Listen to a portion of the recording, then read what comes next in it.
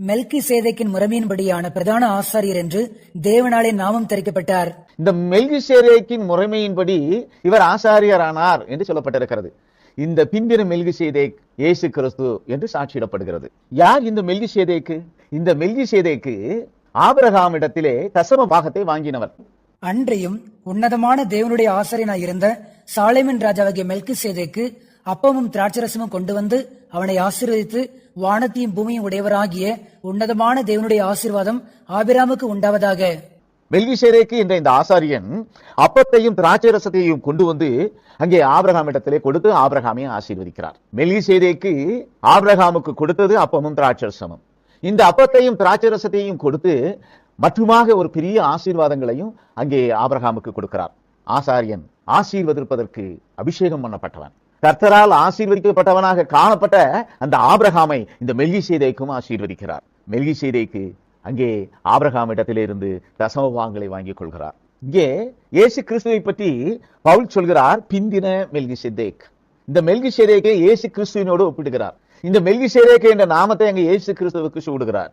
நீர் மெல்கி சேதைக்கின் முறைமையின்படி என்றென்றைக்கும் ஆசாரியராய் இருக்கிறீர் என்று கர்த்தர் ஆணையிட்டார், மனம் மாறாமலும் இருப்பார். அப்படியே வேறொரு இடத்திலும் நீர் மெல்கி சேதைக்கின் முறைமையின்படி என்றென்றைக்கும் ஆசாரியராய் இருக்கிறீர் என்று சொல்லி இருக்கிறார்.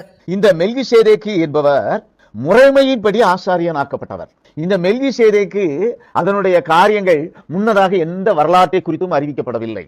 இந்த மெல்கி சேதேக்கு அவர் எப்படி ஆசாரியன் ஆக்கப்பட்டாரோ அந்த முறைமையின்படி இங்கே ஆசாரியன் ஆக்கப்படுகிறவர் இயேசு கிறிஸ்து. இயேசு கிறிஸ்து எப்படியாக மெல்கி சேதேக்கு ஒப்பிடப்படுகிறார்?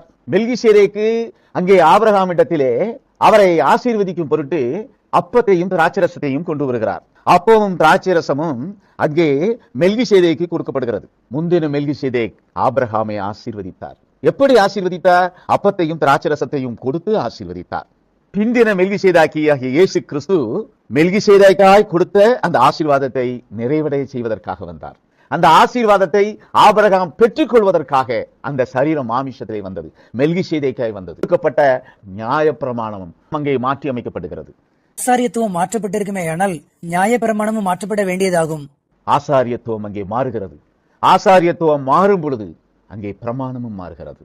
நாம் எல்லாம் மெல்கி சேதேக்கின் முறைமையின்படி ஆணையை பெற்ற இயேசு கிறிஸ்து என்ற பிரதான ஆசாரியனால் கட்டளையிடப்படுகிற பிரமாணங்களை கொண்டு நாம் வழி நடத்தப்படுவதற்காக கிறிஸ்தவர்களாக தேர்ந்தெடுக்கப்பட்டிருக்கிறோம்.